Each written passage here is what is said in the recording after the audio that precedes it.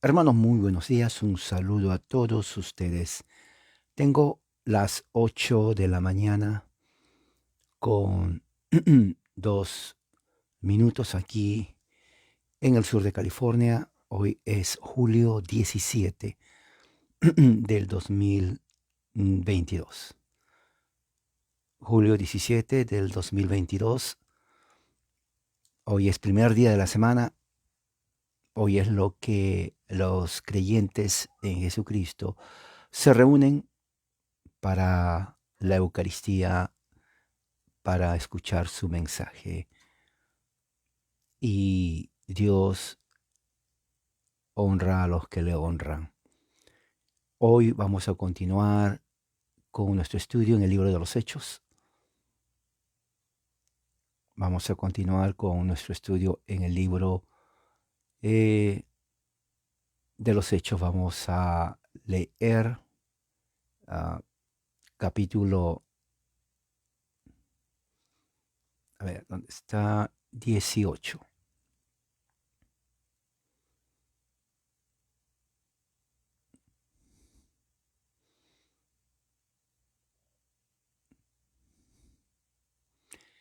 Versículos del 22 hasta el 23.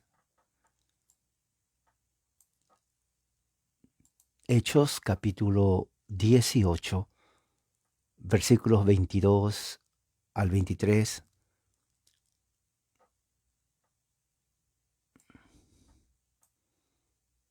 Tenga su Biblia. Yo tengo aquí dos Biblias abiertas. Tengo la Reina Valera del 60 y tengo la Nueva Biblia de las Américas. Tengo las dos versiones. Tengo también un mapa. Aquí está el mapa de todos los viajes del apóstol Pablo.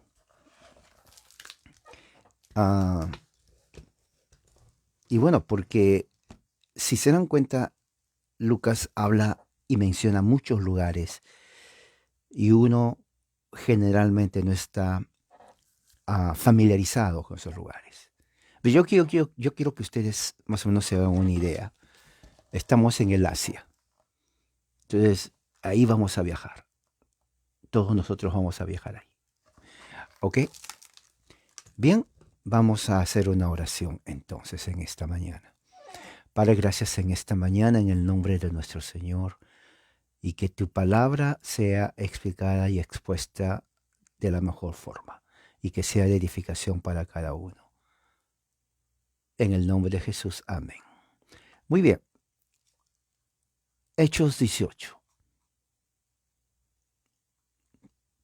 versículos 22 y 23 dice así. Al llegar a Cesarea, subió a Jerusalén. ¿Ok? Aquí donde está, aquí lo tengo. Subió a Jerusalén para saludar a la iglesia y luego descendió a Antioquía. Después de pasar algún tiempo, Pablo fue recorriendo por orden la región de de Galacia y de Frigia, fortaleciendo a todos los discípulos. Ahora, la versión de la Reina Valera dice así: habiendo arribado a Cesarea, subió para saludar a la iglesia y luego descendió a Antioquía. Después de estar allí algún tiempo, salió recorriendo por orden la región de Galacia y de Frigia, confirmando a todos los discípulos. Bien, el contexto. Cuando usted lea la Biblia, siempre contexto. Contexto significa que es lo que dice antes, ¿no? Aquí están las escrituras. Usted tiene que ver el contexto. El contexto empieza, obviamente, en los versículos anteriores. Versículo 12, hablando de Galión, procónsul de Acaya, ¿no?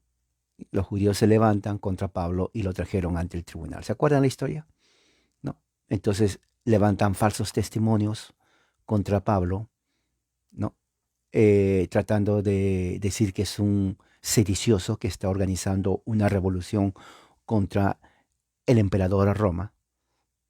O sea, quieren presentar a Pablo como un sedicioso, revolucionario, hombre peligroso, enemigo del gobierno romano. Pero ya vemos de que cuando ah, eh, Galión mira a Pablo y dice a los judíos, si fuera cuestión de una injusticia o de un crimen detenido, eh, depravado, judíos, yo les voy a tolerar. O sea, ya estaba cansado de los judíos, Galión. Pero si son cuestiones de palabras, nombres, de su propia ley, de su propia costumbre, oiga, ya ustedes, no me estén molestando, ¿no? Yo no estoy dispuesto a hacer juez de estas cosas de ustedes. Sáquenlos de aquí, así. Y claro, Galión le mira a Pablo. Tal vez 1,40 m, encorvado, golpeado, flaco, con cicatrices, vendado tal vez. O sea, físicamente daba lástima a Pablo. Como diría, este no, para que sea delincuente y sedicioso, por favor, no me engañen. Este no es ni delincuente ni criminal. Este es un pobre hombre sin casa que duerme en las calles y ustedes me quieren hacer creer a mí que es un sedicioso. Y aparte, son cuestiones de leyes de su religión. Yo no soy judío. Yo no tengo nada que ver con sus rituales, religión, el Mesías, no, no. Si es algo con su religión, allá ustedes, ya me están cansando, allá no quiero escucharlo, lárguense. Así los corrió, los sacó de su presencia a los judíos, ¿no? Entonces todos ellos, bueno, enojadísimos los judíos, van al oficial de la sinagoga, que parece que era creyente, y le dan una paliza, pero con palos. Al pobre lo dejaron, no dice que murió, pero seguramente lo dejaron igual, con los huesos rotos, cabeza rota, pies rotos, o sea, con llagas, o sea, le hicieron de todo, como a piñata le hicieron al pobre hombre. Lo golpearon, feo, se llama Sóstenes. Y como es cuestión de judíos, Galión no le importó nada. Él dijo, ay, a ellos los judíos. Estaba cansadísimo. Y le voy a decir una cosa, los procuradores romanos estaban cansados de los judíos. Ya no los soportaban, porque siempre se quejaban. Sí, antes de Jesús se quejaban porque, bueno, por los impuestos, que se quejaban de esto. O sea, eran muy, perdón, quejundrosos. Y ahora con Jesús y el cristianismo peor. Iban de ciudad en ciudad en todo el imperio romano buscando a los cristianos. A Pablo lo querían, pero crucificar. Y dijeron, no, esta gente está totalmente sin razón. O sea, y levantan falsos. Y como es Galión, tenía un buen criterio, se da cuenta que no, Pablo no es ningún sedicioso ni revolucionario. Pobre hombre, al contrario, él necesita cuidado médico. Eh, y no cayó en la trampa de los judíos. Bueno, después de ahí entonces empezamos versículo 18. Pablo se quedó ahí muchos días y se despidió de los hermanos y se fue para Siria. O sea, ya estaba volviendo del Asia para Siria. Y con él iban también Priscila y Aquila. ¿Se acuerdan? Los que fueron expulsados de Roma, ¿no? Durante el reinado también de Claudio, ¿no? Y en Cencrea, que era un puerto junto a Corinto, ¿no? Se hizo cortar el cabello porque él se hizo un voto nazareano. El voto nazareano significa eran votos de agradecimiento. Pablo dice ahí, ah, ¿dónde está? A ver, sinagoga, discutía con los judíos. Cencrea se hizo cortar el cabello porque tenía hecho un voto. Es un voto, ya hemos leído que está en Números capítulo 6, ¿no? Y ahí habla acerca de todo eso y era un voto de agradecimiento porque él estaba agradeciendo a Dios por todo lo que le salvó. Y fíjese, no murió, por eso hizo el voto de agradecimiento. Oiga, a Pablo lo revolcaron, lo arrastraron, lo golpearon, le dieron, pero imagínese, con palos. Se imagina solamente un golpe de un palo en la cabeza, lo que causaría a usted uno. nada más. Se desmaya, le rompen la cabeza, la parte de aquí, hay una hemorragia interna y también externa, y tiene que ser llevado usted inmediatamente a emergencia porque le puede dar una embolia y puede quedar paralizado o hasta morir. Bueno, ¿qué cosa cree? A Pablo le pegaron con más de un palo y más de un golpe. ¿Se imagina cómo quedó? ¿Se imagina cómo quedó? Y yo no veo aquí, al menos Lucas no narra, si Priscila, Aquila, Timoteo, Tito se enfrascaron en una pelea campal en medio de la calle con los judíos. No dice que si Tito o Timoteo agarraron un palo y comenzaron a pelear tipo gladiador con ellos. No dice eso. No dice que vino Pedro el apóstol con todos los discípulos, agarraron y pelearon una campaña, una pelea campal, como los gladiadores de Roma. No, no aparece. O sea que da a entender Lucas que ellos lo miraron impotente sin hacer nada. O sea, miraron cómo le golpeaban a Pablo. Porque no dice que alguien intervino. Ahora, recuerda otra cosa también. Lucas no nos dice todo.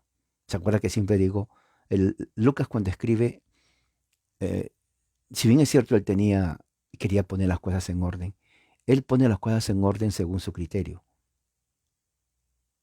¿Ok? Eso es muy importante que se sepa. Eh, Otra cosa, el 90% de lo que pasó, Lucas no nos dice. O sea, nunca vamos a saber eso. Al menos que alguien encuentre un documento, la arqueología en esos lugares, y encontramos aquí lo que pasó. Pero mientras tanto, solamente sabemos lo que dice. Y podemos nosotros conjeturar y deducir basado en el tiempo, basado en las circunstancias, basado en la ciudad donde están ellos, basado en lo que dice Lucas. O sea, podemos estudiar y sacar conclusiones de cuán cercano haya sido el evento que está narrando Lucas. Pero una cosa sí es cierta, y eso no requiere ni siquiera conjetura, sino que es realidad. Un golpe en la cabeza le causa trauma interno. Aquí dice que a Pablo lo golpearon.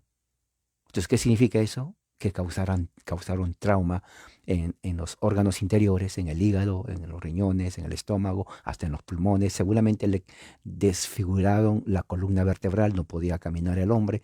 Entonces, sobrevivió. Entonces, basado en todo eso, cuando llega a Cencrea, Pablo hace votos nazareanos de acción de gracias, diciendo gracias Señor porque no me mataron, no he muerto. ¿Se dan cuenta? O sea, Pablo lo interpreta como, a pesar de los golpes, Pablo lo interpreta, Dios estuvo conmigo. Claro, bien golpeado, bien arrastrado, y era incierto, un milagro que no murió. En 2, 3 golpes en la cabeza uno muere, eso se lo asegura a usted. Un golpe bien dado, uno si no muere se queda paralítico. 2, 3 ya es muerte segura.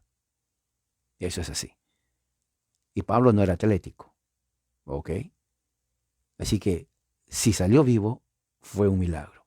Por eso que él hace sus votos en Cencrea. Y luego de ahí llegaron a Éfeso. Éfeso, donde está, ya vimos ahí, una ciudad cosmopolita, muy idólatra, donde está la diosa Artemisa, ¿no? De la ciudad, pueden hacer Google, no ahora, después, y para que ustedes se vean de cómo el aspecto político de ese tiempo. Porque ahí es donde nace el cristianismo, tienen que ver. Lucas no escribe para nosotros, pero lo estamos leyendo. ¿Se dan cuenta? Entonces, el aspecto del Medio Oriente de ese entonces de Asia era así. Entonces, cuando llegan a Éfeso, se quedó con Priscila, Aquila, entrando Pablo a la sinagoga, discutía. Ahora, interesante, porque Pablo podía decir, bueno, eh, estoy enfermo, me golpearon los pies, las piernas, las rodillas, la columna, la cabeza, ya estoy casi ciego, casi me sacan la nariz, prácticamente soy, eh, eh, si camino es por milagro, sinceramente. Pero y él entra a la sinagoga a seguir hablando. ¿Se dan cuenta cómo su situación física de Pablo no le impidió hablar? Y él dice ahí, discutía con los judíos acerca del Evangelio. Esa era su misión, nada más. Él no fue a hacer viaje turístico, tomar fotos. Bueno, no había para tomar fotos. No, él fue con una misión. Y su misión era a los judíos y a los gentiles a predicar el Evangelio. Y aquí entra un día de reposo en la sinagoga, obviamente, y discutía con los judíos. O sea, no había temor. Lo que le pasó no hizo que Pablo tenía temor. Que estaba expuesto otra vez a que lo haga lo mismo, obviamente. Él sabía a qué se estaba exponiendo. Dice, cuando llegaron, le rogaron que se quedara más tiempo, pero él dijo, no puedo quedarme. Los hermanos amaban a Pablo por su humildad, por su firmeza también, y también porque les enseñaba también el Evangelio. Entonces ellos decían, Pablo es un tesoro, apóstol de Dios, hermano, quédate con nosotros, quédate. Y sí se quedó, pero no se quedó mucho tiempo. Y luego dice ahí, se despide y les dice, volveré a ustedes otra vez. Les promete. Si Dios quiere, y embarcándose se fue de Éfeso. Y tenemos la carta de Éfeso, una de las muy hermosas y teológicas profundas cartas que Pablo escribe a la iglesia en Éfeso, ¿no? Por eso, cuando usted estudie la Biblia, no lea, estúdielo. Entonces usted tiene que estudiar siempre con un marcador. Porque los marcadores, cuando uno marca, el cerebro inmediatamente recibe todos los receptores neurológicos, inmediatamente hace énfasis en nuestra mente y se queda grabado. Yo tengo esto. Dice Pablo en la carta de los Éfesos, Pablo, apóstol de Cristo por la voluntad de Dios. A los santos, fíjese, que están en Éfeso y que son fieles en Cristo Jesús. No dice a los cristianos. Pablo nunca usó esa palabra cristiano. Pablo era más teológico, porque cristiano es una designación pagana de los antioquinos a ellos. Pablo dice, no, tampoco dice que la molestó o se quejó, simplemente lo ignoró, lo cual nos da a entender que no era una palabra importante para los cristianos. Ni lo hizo bien ni les hizo mal. Pablo los llama simplemente fieles en Cristo, santos y fieles. Dice, gracias a vosotros, paz de nuestro Dios, de nuestro Padre y del Señor Jesucristo. Entonces, eso es teología, porque menciona de Dios, nuestro Padre y del Señor Jesucristo. El judío nunca hacía eso. Del Señor Jesucristo, ellos nunca reconocieron a Jesús como el Mesías. Bendito sea Dios y Padre de nuestro Señor Jesucristo. Bendito, la primera bendición, bendito sea Dios. Que nos ha bendecido, segunda bendición, nos ha bendecido. Con toda bendición, tercera bendición, con toda bendición. O sea, bendito sea Dios, nos ha bendecido con toda bendición. Entonces, marque la palabra bendito, primera parte, luego marque la palabra bendecido, otra vez en el versículo 3, y luego bendición espiritual. Entonces se da cuenta, ya tenemos 3 palabras de la raíz bendecir. Bendito, bendecido, bendición. Okay. En el inglés dice bless be God. Y luego dice también blessed us. Y luego también blessing, spiritual blessing. Blessed significa bendito, bendecido, bendición. Blessed, blessing. Bendito, bendecido, bendición. Efesios 1:3. ¿Se dan cuenta? Entonces, así usted tiene que estar viendo la correlación. La primera bendición es de Dios el Padre. La segunda bendición es a la gracia que Dios nos ha dado. Pablo lo llama bendición. Y la tercera bendición es que esa bendición espiritual nos ha hecho en los lugares celestiales en Cristo. Entonces, cuando alguien dice Dios te bendiga, claro, si bien es cierto, la intención de ellos es decir que nos vaya bien, pero en realidad Dios ya nos ha bendecido. Aquí lo dice. Mire, vamos a leer para que me entienda. Versículo 3. Que nos ha bendecido, el verbo pasado perfecto. Nos ha bendecido. O sea, una acción en el pasado que sigue en el futuro, que sigue en el presente y va a continuar. ¿Me entiende? O sea, el pasado perfecto es algo que sucedió en el pasado, pero que afecta al futuro. No dice nos bendijo en el pasado, pero ahora ya no. No, dice nos ha bendecido. Él ha bendecido hace la diferencia en la sintaxis, a diferencia de nos bendijo. Pablo no dice nos bendijo, Pablo dice nos ha bendecido, o sea, la bendición sigue. Claro, ya estamos bendecidos. Entonces, claro, usted puede decir Dios te bendiga, pero en realidad ya estamos bendecidos. Entonces lo que puede decir es gracia y paz, ¿no? Y bueno, y dice todo lo demás. Entonces, volviendo a Hechos, en el capítulo 22, eh, va, se embarca, sale de Éfeso y llega a Cesarea. Esto es muy importante. Llega a Cesarea. Eso está en el versículo 22. Algo muy importante que se tiene que tener en cuenta es que en Cesarea, habían dos Cesareas.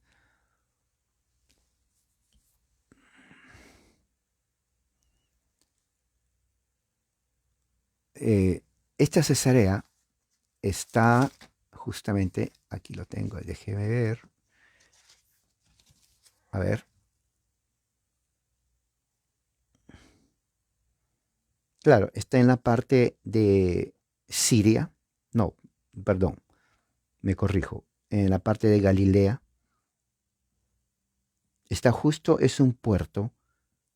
Norte viene Sidón, Tiro, Ptolomeo, Cesarea, Antipatris, Jopa, Jerusalén.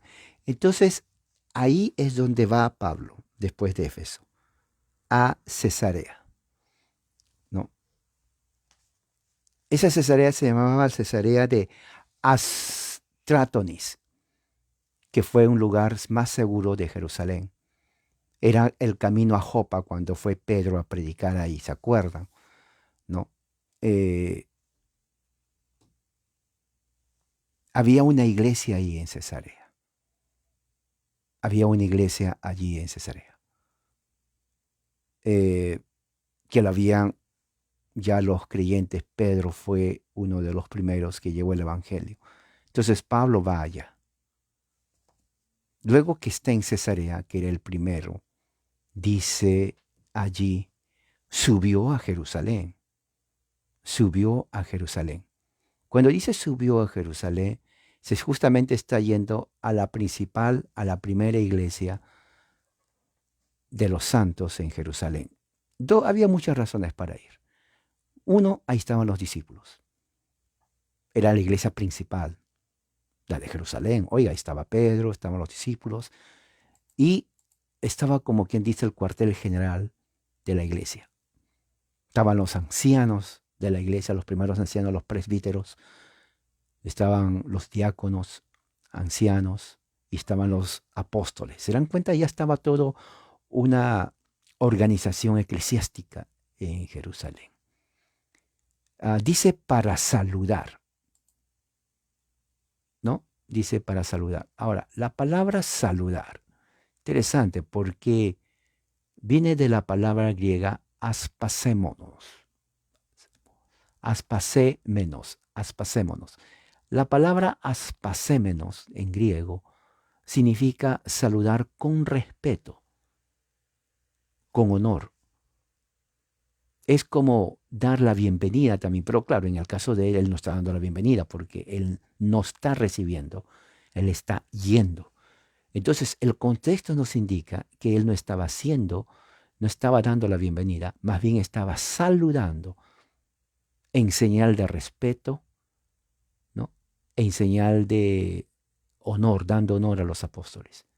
Fíjese, Pablo vaya, eso nos enseña mucho acerca de cómo estaban las relaciones entre los discípulos, los apóstoles y Pablo.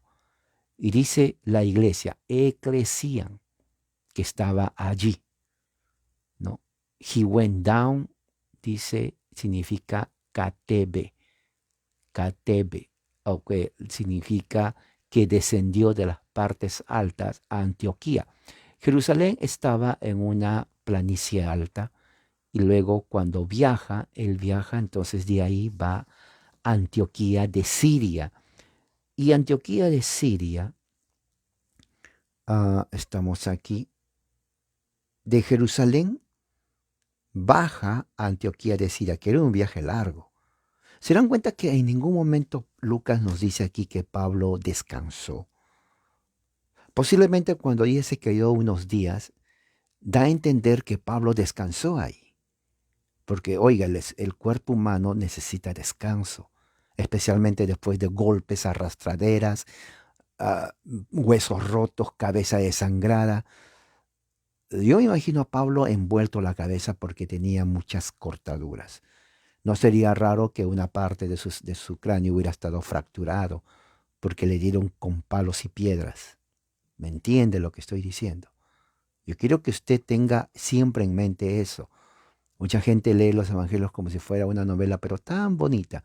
No, aquí está hablando de una persona que ha sido arrastrada, golpeada, y que de milagro no murió, por eso que paga sus votos en Cencrea. ¿Ok? Tenía ventas Pablo por todas partes. Y él, de ahí, de Jerusalén, no nos dice otra vez. ¿Se dan cuenta? Lucas no da detalles.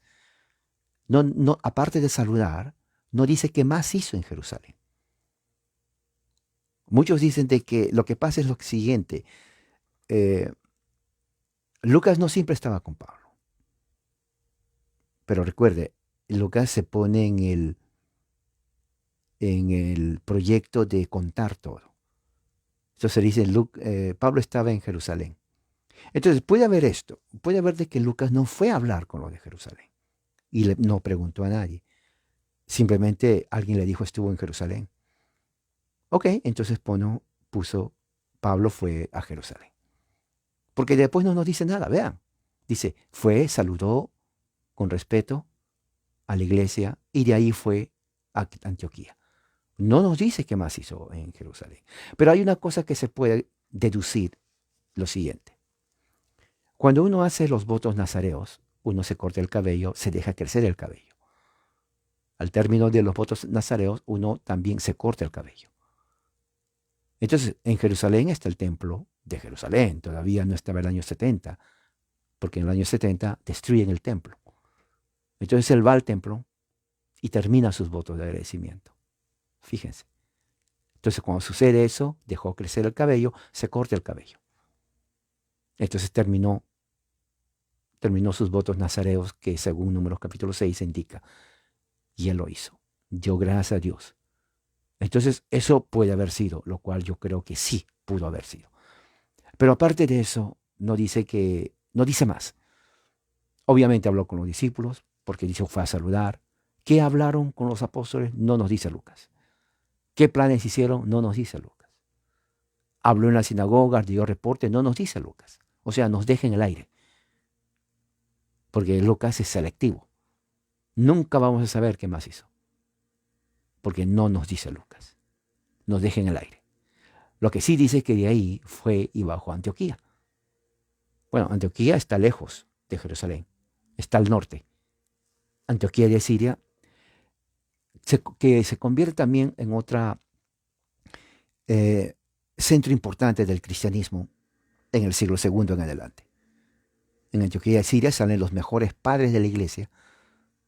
La iglesia es vibrante, tal punto que Antioquía de Siria sobrepasa en importancia a la iglesia de Jerusalén. Entonces ya tenemos ahí dos iglesias importantes, la de Jerusalén y la de Antioquía. La iglesia de Antioquía eran más gentiles, hablaban griego, koiné, y era una iglesia que ya estaba establecida. Ya habían presbíteros. Ya hacían ellos los primeros días de la semana la Eucaristía, el partimiento del pan y el vino. Comían el cuerpo y la sangre de Cristo. Antioquía fue una ciudad muy vibrante e importante por los próximos 400 años en la iglesia. Eso es muy importante. De aquí nace de Antioquía. Antioquía de Siria. ¿Ok? No la Antioquía de Pisidia, porque habían dos. Antioquía de Siria y Antioquía de Pisidia. La Antioquía de Pisidia está en el Asia, no estamos hablando, está muy lejos. También visitó ahí. Pero la Antioquía de Siria, que estaba la iglesia, es justamente lo que Pablo va a visitar, como dice aquí. ¿No? Va a visitar y qué más, y dice Versículo 23. Después de pasar allí algunos tiempos, dice 23, después de estar allí algún tiempo, ¿no? Dice la palabra tiempo, eso está en el versículo 23, vamos a ver. Y después de haber estado allí algún tiempo, ¿no? Dice, salió recorriendo por orden la región de Galacia, que está aquí, la que sigue es Galacia, que está en Asia Menor, y Frigia, que está también junto a Galacia, que está en la parte sur oeste, en la parte sur oeste de Galacia. Y Frigia es la región donde está, por ejemplo, junto a Pisidia, está Sardis, está Tiatira, está Pérgamo, Esmirna, Filadelfia, Hierápolis, Laodicea, está Colosas, Miletos, Troglimio, Éfeso. O sea, prácticamente todas las iglesias que Pablo había fundado en su primer viaje y segundo viaje, vuelve cuando va a Frigia. Ahora, eran viajes larguísimos, ¿eh? Pablo era un viajero incansable. Okay, yo creo que la combinación de que le gustaba viajar y más la misión era una motivación grande a Pablo para viajar. Y dice así, cuando llegaron, le rogaron que se quedara más tiempo, no consintió. Bueno, sí, ya lo hemos hablado. Dice, pasó algún tiempo donde, en Antioquía. Es en Antioquía donde dice pasó un tiempo. No nos dice cuánto, pero creo que sucedió así. Pablo necesitaba descanso físico. Yo creo que se quedó en Antioquía para descansar. Es más, los hermanos seguramente le obligaron a que descanse. Porque, hombre, golpeado, le vieron flaco, físicamente frágil, débil, con moretones en la cabeza, no podía caminar. La columna tal vez ya fue deformada por tantos golpes que le dieron. ¿No? Y dijeron, no, este hermano Pablo descansa. Y yo creo que fue eso. Si fue eso, no sería raro. No había ahí carros, automóviles para que los lleven, ni tren. Todo era camello o caminar. Y caminaban bastante. En pleno sol, más de 40 grados, terrible. Creo yo, Pablo descansó un tiempo. Dice, por eso dice, después de estar allí algún tiempo. Entonces, esa es la razón por la cual Lucas no nos dice qué hizo Pablo después. O sea, no dice de predicación, no dice que entró a la sinagoga. Obviamente la iglesia estaba ahí, Pablo tuvo que haber hablado algo, obviamente. Pero no nos dice qué habló. Suponemos que habló del Evangelio a los cristianos, le estaba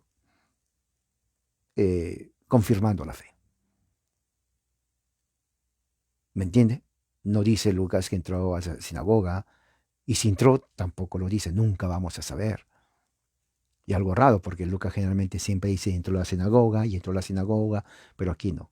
Entonces, yo puedo concluir mi opinión basado en las circunstancias, basado en lo que pasó Pablo, basado en su físico, basado en los viajes, en el cansancio cuando uno viaja. Si uno en un avión, yo recuerdo haber viajado de 12, 13 horas en avión, oiga, no, y uno está sentado por horas. Uno dice, pero ¿por qué llego cansado si no hice nada? Estaba sentado. Justamente por eso. Porque uno está sentado en el avión, ¿no? Así. Y no tiene el tiempo, el cuerpo no puede estirarse porque hay personas a los lados. El avión no te ayuda a estrecharte más. O sea, estás ahí. Y obviamente que al momento de aterrizar el cuerpo ya necesita relajarse y uno está cansado, la tensión y todo eso porque no pudo, es el viaje, eh, y especialmente cuando son viajes largos. Así sucede. Bueno, en ese tiempo no había avión. Caminar. Pablo necesitaba recuperarse físicamente. Y algo que estoy notando es que cuando uno ve el Evangelio, los hechos, cuando Lucas narra, Lucas no dice y se quedó ahí a descansar. Lucas dice, por ejemplo, en este caso, se quedó algún tiempo. La palabra algún tiempo a mí es como una palabra clave que Lucas está diciendo, se quedó a descansar por algún tiempo. Eso es, eso es. Entonces, como se quedó a descansar por algún tiempo, entonces de ahí sale ya recorriendo. Mire, mire que tiene sentido, por orden la región de Galacia. Ok, lo voy a poner en orden. Él viene de Éfeso, un viaje largo, ¿no? Por todo el mar Mediterráneo. El mar Mediterráneo era inmenso. Créame que viajar en el mar Mediterráneo es hermoso. Entonces, cuando llega a Cesarea, llega cansado el hombre, cansadísimo por el viaje. Un cuerpo adolorido, hematomas, ¿no? Llega a Cesarea y luego de ahí tiene que ir inmediatamente a Jerusalén. ¿Se da cuenta? A Jerusalén. Que descansó ahí no nos dice Lucas. Pero esto es la forma como yo lo veo. Lo que esa es mi opinión basada. Golpeado. Da los votos en Cencrea. Se corta el cabello. Agradeciendo a Dios que no murió por todo el golpe, todo lo que pasó. Cuerpo adolorido. No había pastillas de Tylenol, no había aspirinas, no tomaban pastillas para el dolor, no había ibuprofen, no había nada de esas pastillas. Él sigue, aguanta el dolor, llega a Cesarea. En Cesarea había una iglesia. Lucas no dice, pero por lógica, Pablo se quedó ahí unos días, tal vez no mucho, para descansar del viaje. Descansó, los hermanos le atendieron a Pablo. Luego de ahí, él se levanta y dice, hermanos, tengo que ir a Jerusalén. Le dicen, Pablo, cuídate cuando vayas a Jerusalén. Tú conoces ya el camino. Y va a Jerusalén. No nos dice si va solo o no, pero posiblemente fueron con otros más. ¿Se dan cuenta que Lucas no nos dice ese detalle? ¿Se dan cuenta? Dice, y de ahí se fue a Jerusalén. Estuvo en Jerusalén, eh, uh, pagó respetos a los apóstoles, les saludó en un saludo apostólico. ¿Cómo es el saludo apostólico? Bueno, el saludo apostólico entre apóstoles se dieron la mano de amistad, de hermandad, se saludaron, ¿no? Con un beso santo y se quedó tal vez unos días también a descansar. El cuerpo del anciano Pablo ya estaba maltrecho, golpeado, ya no tenía la energía de antes y descansa. Luego que descansa de ahí, inmediatamente va a Antioquía, a la iglesia en Antioquía que le estaban esperando. Era una iglesia vibrante. Los hermanos amaban mucho a Pablo. Es más, la iglesia de Antioquía amaba a los discípulos. Pedro fue el primer obispo allí, prácticamente. Entonces, Pablo, le saludan a Pablo con mucho amor, le atienden, le curan sus heridas si tenía heridas, descansa por algún tiempo. Luego ya que él se siente físicamente bien, dice, hermanos, no me puedo quedar más tiempo. Tengo que recorrer otra vez, ir a la parte de Galacia y de Frigia. Ya había descansado un tiempo, se levanta Pablo y camina. Camina hacia Galacia. Y de ahí inmediatamente se Frigia. Son kilómetros y kilómetros y más kilómetros y mucho más kilómetros y más kilómetros de caminata en pleno desierto con, eh, en pleno sol y tenía que descansar. La palabra reforzar, ¿no? Aquí dice confirmando, fortaleciendo, dice aquí. La palabra fortalecer que traducen o confirmar viene de la palabra griega que se llama esterizón. La palabra esterizón, ¿no? Es un verbo episterizo, ¿no? Que significa apoyar, hacer algo más fuerte, ¿no? Eh,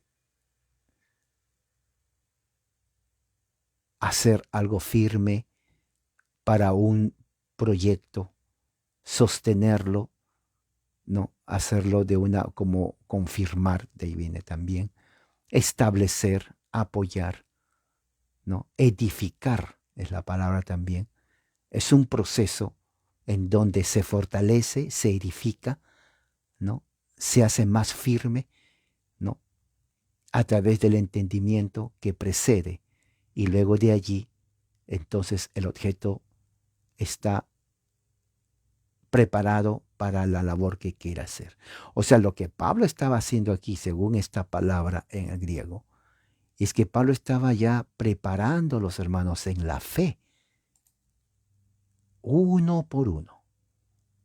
Estaba enseñándoles qué significa el Evangelio, especialmente en medio de la oposición de los judíos.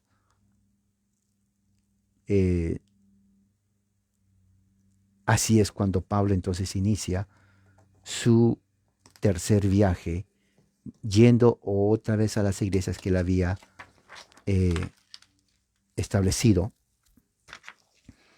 Y bueno, dice que la parte de Galacia, ya saben, Pablo escribe su carta también a los Gálatas. Recuerde que uno de los problemas de la carta a los Gálatas es que se habían introducido los judaizantes que estaban exigiendo que los creyentes nuevos, los gentiles, se circunciden. Pero Pablo dice que la circuncisión ya lo tenemos en Cristo. La circuncisión fue una señal de pacto que Dios hizo con Abraham. Cuando Dios se presenta a Abraham en el capítulo 17 de Génesis, Dios le da una promesa, ¿no? Y también le da una promesa pactual. Le dice que Ismael, el primer hijo de Agar, porque Sara no pudo dar hijo, Sara le dijo, acuéstate con mi criada, que era Agar, y Agar le da su primer hijo a Abraham, que es Ismael. Dios bendice a Ismael. Dios le promete hacer de él un hombre fuerte, multiplicar, de él van a salir príncipes, tribus fuertes. Y esa es la bendición que Dios le da a Ismael por ser el primer hijo de Abraham, de su sierva Agar. Pero luego Abraham, Dios le da una promesa a Abraham. Y le dice, haré de ti una nación grande y estableceré mi pacto contigo y con tu descendencia por generaciones. Bueno, Abraham tenía 99 años, su esposa ya había pasado, dice, la costumbre de las mujeres. Entonces, físicamente, biológicamente hablando, era imposible procrear. Y Pablo dice, bueno, espero que Ismael, en su mente humana, él dijo, bueno, si Dios me dice eso es porque seguramente se refiere a Ismael. Bueno, Ismael espero que siga creciendo. Pero Dios no se refería a Ismael. Y por eso le dice, no. Va a ser Sara, le voy a cambiar su nombre de Saraí, ahora va a ser princesa, porque princesa es Sara. Entonces, princesa, tu esposa, te va a dar un hijo. Y se ríen, en esa parte interesante, se ríe Abraham, tal vez de incredulidad o tal vez de felicidad. Decía yo a mi edad tener un hijo, o sea, él pensó, biológicamente ya no puedo, mi esposa ya es anciana, o sea, ¿de qué estás hablando, Dios? Pero le promete. Y efectivamente, Isaac. Y le dice, en mi pacto te dije que era contigo y tu descendencia. Y Pablo seguramente pensó, sí, pues bueno, Ismael es mi descendiente. No, no, no, no. Él sí es cierto tu descendiente. Pero él es hijo de la esclava, de Agar.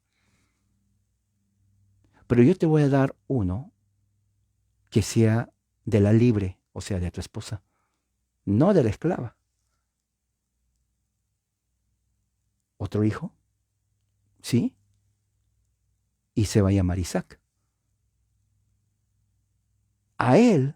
Con él, estableceré mi pacto. La promesa que yo te di a ti, también se la doy a él. Y a él, con él es mi pacto. A Ismael le prometo también. Le haré una nación grande, saldrán príncipes de él. Y se va a expandir, se va a multiplicar también, de una forma increíble. Pero mi pacto no es con él. Mi pacto es con Isaac. Así que todo lo que yo te dije a ti, Abraham, va a pasar con Isaac. Y la descendencia de Isaac, no la de Ismael, va a seguir con el pacto. No la de Ismael. Ismael va a crecer, pero mi pacto es con Isaac. ¿Qué prueba tengo, Señor? ¿Qué señal me das? Yo quiero una señal. Te lo voy a dar. Todo varón que nace a los 8 días tienes que circuncidarle. Todo varón que hay en tu casa tiene que ser circunciso. Todo esclavo que tú compres de otros tiene que ser circunciso. El que no quiera ser circuncidado será cortado del pueblo. Entonces, en ese momento, que habla con Sara y le dice, tú vas a ser Saraí, tú vas a ser la princesa Sara. Yo, Señor, sí, tú eres la princesa. Y de ti van a salir reyes. De tu vientre se va a poblar la tierra. Todos los hijos del pacto van a salir de ti, princesa. Y luego que hace esa promesa también a princesa, que es Sara, lo mismo. Entonces, inmediatamente Abraham llama a todos sus esclavos, desde el más pequeño hasta el más grande, en fila. Eran miles. No eran 3, 4, 6, eran miles. Porque Abraham tenía cantidad de ganado. Muchos lo llaman inclusive más de 20,000 ganados, solamente en ganado. Aparte de carneros, aparte de otros animales más. Era tanto lo que tenía Abraham que cuando iba en caravana la gente se quedaba impresionada. Impresionada. Por eso que capítulos antes le dijo a su sobrino, Lot, ¿sabes qué? No podemos estar juntos.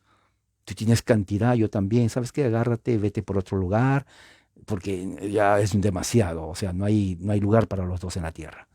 Y Lot tuvo que irse a otro lugar. También eran gente eran más multimillonarios de lo que hay hoy en día. Claro, en ese tiempo no era en dinero, sino era en propiedad. Y Abraham era uno de los hombres más ricos del planeta en ese entonces. Entonces tenía hombres, esclavos. Los hace en línea y a circuncidar, cortar el prepucio. Yo no sé cuántas horas llevó, pero yo creo que no lo hizo tampoco él solo. Es más, no sé si lo hizo él. El autor de este libro, que dice según es Moisés, no nos dice el detalle quiénes lo hicieron, cuánto tiempo llevó para circuncidar y cómo lo hicieron. Obviamente fue el prepucio que le corta, pero no le hicieron cómo. Hoy en día para hacer circuncisión hay que poner anestesia y luego de ahí unos 3 a 5 días para recuperación. Es un procedimiento rápido, no lleva más de 1 hora. Pero en ese tiempo, oiga, estamos hablando de tiempos primitivos, antiguos. No sé, yo me puedo imaginar una piedra muy cortante. ¿Quiénes lo hicieron? ¿Fue princesa, o sea, Saraí o Sara, que es un nombre princesa? ¿O fueron también otras personas que ya sabían, tenían conocimiento, algo del aspecto, no sé, de sanidad del cuerpo? Porque alguien tuvo que hacerlo. Eran miles de hombres, desde pequeñitos hasta grandes. ¿Ok? Y recuerde, por eso Dios le dice, y el que no quiera, o sea, si alguien decía, oh, a mí no me van a cortar nada, oh, no hay problema, fuera del pueblo, fuera del pacto. Así, adiós.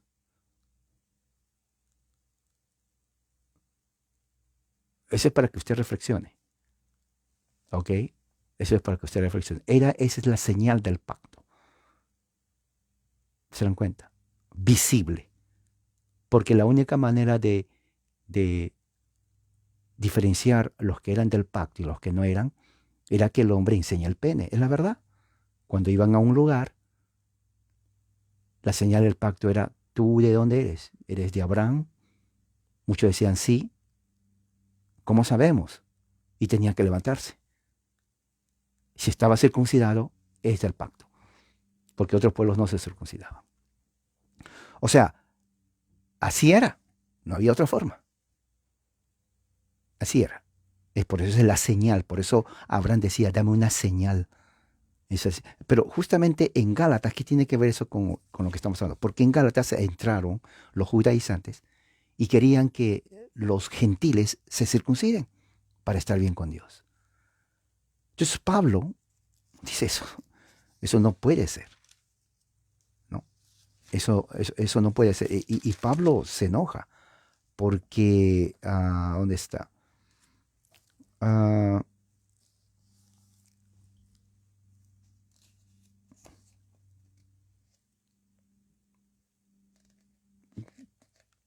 en el capítulo 2 le reprende a Pedro porque se salía de los gentiles y se unía con los judíos para que no piensen mal. Pablo lo llama hipocresía en versículo 13.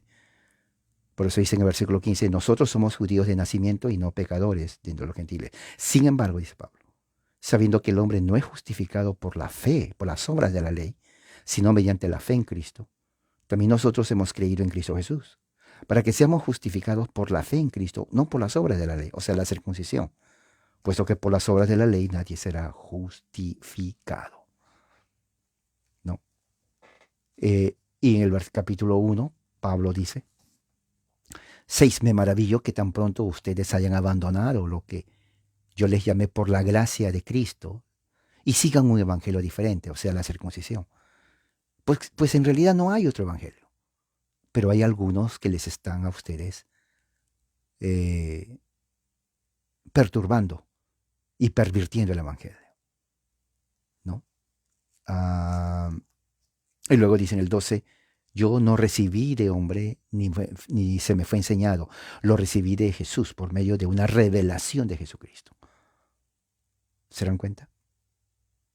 Eh, lo recibí por medio de una revelación de Jesucristo. Y bueno, Pablo ahí habla acerca de lo que es la circuncisión, pero en Colosenses, que justamente es una de las iglesias que él funda, en Colosenses capítulo 2, por ejemplo, ah, dice así Pablo, en el 8. Miren que nadie los haga cautivo por medio de filosofía vanas sutilezas, según la tradición de los hombres, conforme a los principios elementales del mundo, no según Cristo, porque toda la plenitud de la deidad reside corporalmente en él. O sea, no es algo imaginativo. Jesús es Dios, es lo que está diciendo. La plenitud corporal en Jesús. Dios, ustedes habéis sido hechos completos en Cristo. Miren lo que dice Pablo a los colosenses, completos en Cristo. ¿Ok? Ya estamos completos en Cristo. O sea, no necesitamos la segunda bendición que enseñan los pentecostales de la entera santificación, ni tampoco la tercera bendición que dice el bautismo con la evidencia de hablar en lenguas. Eso no. Eso es invención de ellos. Eso lo estoy hablando. Por eso, historia es muy necesario que sepa. ¿Se dan cuenta cómo la historia uno ilumina? Ok, ¿qué más dice ahí? Dice, ustedes están completos en Cristo. Es la cabeza de todo poder y autoridad. Ya estoy completo en Cristo. Oiga, pero usted necesita la entera santificación. No, no, no, ya estoy completo en Cristo. Oiga, usted necesita la evidencia de hablar en lenguas con el bautismo del Espíritu Santo, en poder y fuego, y saltar y ver visiones. No, no, no necesito eso. Yo ya estoy completo en Cristo. Suficiente. Ya está. No engañe a la gente. No engañe. Yo sé que hay gente que va a creer y ha creído. Todo México, pentecostales, Centroamérica creen esas cosas. Centroamérica creen eso. Pero no, Pablo dice, ya estamos completos en Cristo. Suficiente. Suficiente. ¿Y qué más dice ahí? Dice, en Él ya fuimos circuncidados. Ahí está. ¿Por qué dice Pablo eso? Porque los judaizantes entraron a estas iglesias y decían, ¿ustedes creen en el Mesías? Sí. Ok. ¿Se circuncidaron? ¿Nadie? No, no nos dijo Pablo. No les dijo Pablo, no. Tienen que circuncidarse. Pero Pablo, no, no, no, es que tienen que circuncidarse. Esa es la señal. Pero, o sea, tenemos que, sí, tienen que cortarse. Pero yo no me gusta que me corten, no, no, no, yo a mí me da vergüenza, Pablo no nos dijo eso y todo lo demás. Bueno, entonces no son del pacto. Entonces eso llegó a los oídos de Pablo. Pablo inmediatamente se enoja y dijo, eso es imposible. Y dice así, nosotros ya fuimos circuncidados. Escuchen, Colosenses, con la circuncisión. Y todos se quedaban mirando. Ya fuimos, pero fue circuncisión no hecha a mano. Dijeron todos los colosenses porque sabían que no les tenían que cortar ninguna parte del cuerpo. Uy, gracias, Pablo. Yo que no me gusta esas cosas que... No, no, no se preocupen, nadie les va a cortar nada. Porque la circuncisión ya fue hecha en el Espíritu. Dice así, Él, al quitar el cuerpo de la carne mediante la circuncisión de Cristo. Cristo fue circuncidado. Entonces la circuncisión de Cristo se nos aplica a nosotros espiritualmente. Por eso Él dice más adelante, ya en Cristo no hay hombre ni mujer. Porque muchos dirían, bueno, pero si la mujer no tiene miembro, entonces no hay circuncisión para ella. En cierto sentido, sí, espiritualmente. ¿Se dan cuenta? Antes en Abraham, obviamente, la mujer no se circuncidaba, o lógico que no. Pero en Cristo, que la circuncisión es espiritual, hombre y mujer están circuncisos, porque no tiene que ver con el prepucio, tiene que ver con el pecado. ¿Se dan cuenta la diferencia? Eso lo dice aquí. Y ahí no queda. Y dice, habiendo sido sepultados con Él, ¿quién es el Cristo? En el bautismo, en el cual también fuiste resucitados por la fe en la acción del poder de Dios. ¿Qué es lo que está diciendo aquí?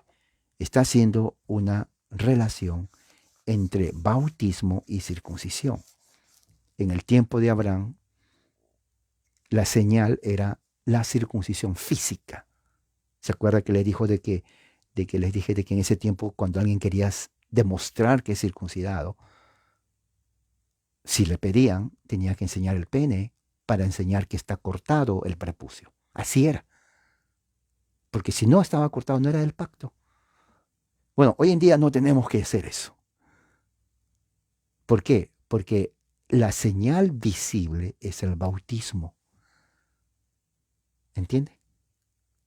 Por eso que los hijos de los creyentes son bautizados.